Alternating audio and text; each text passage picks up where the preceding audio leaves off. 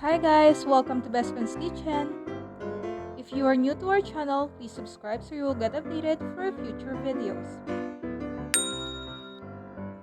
Today, we're going to show you how to make Korean corn cheese.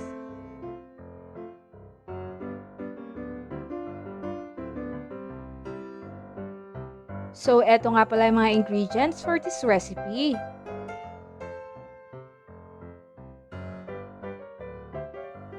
Tara, simulan natin.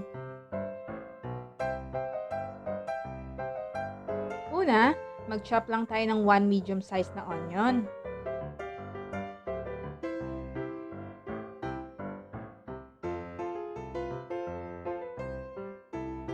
After that, pwede na tayo magluto. I-turn on nyo lang yung stove at i-set nyo ito sa medium heat.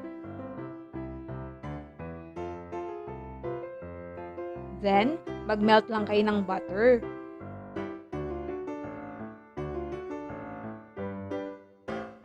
Kapag fully melted na yung butter, i-add nyo lang yung chopped onion.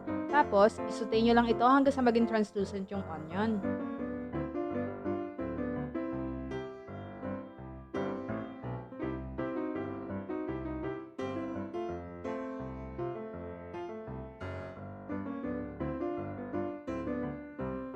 Next, i-add nyo na yung corn kernels.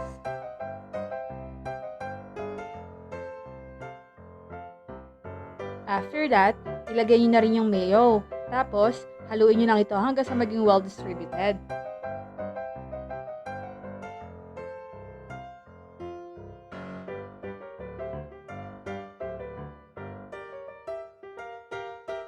Pagkatapos, i-season nyo lang ito with salt and pepper according sa panlasa nyo.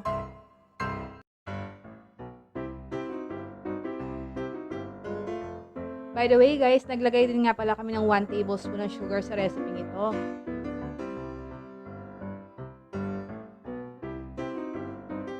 Then, cook it for another 1 minute and it's done.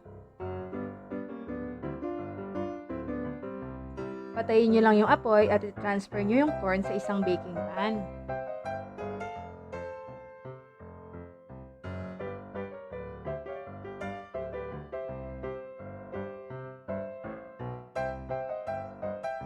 I-spread out nyo lang to evenly sa ating pan.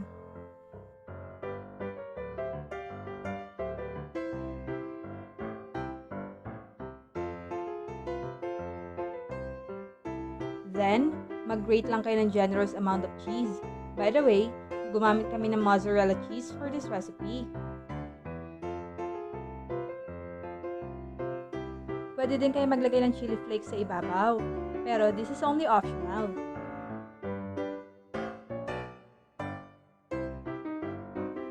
Then, bake it in a preheated oven at 200 degrees Celsius for 5 to 8 minutes or hanggang sa mag-melt yung cheese.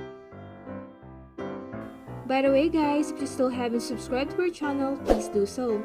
Just click the subscribe button and hit the notification bell. And now, our Korean corn cheese is now ready.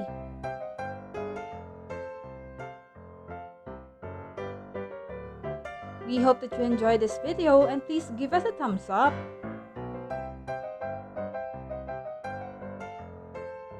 You can also comment down below if you want to request recipes that we can feature on our next vlogs.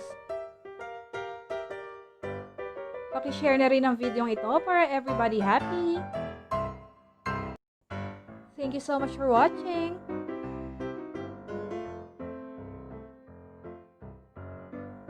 Don't forget to subscribe. Bye guys, till our next vlog.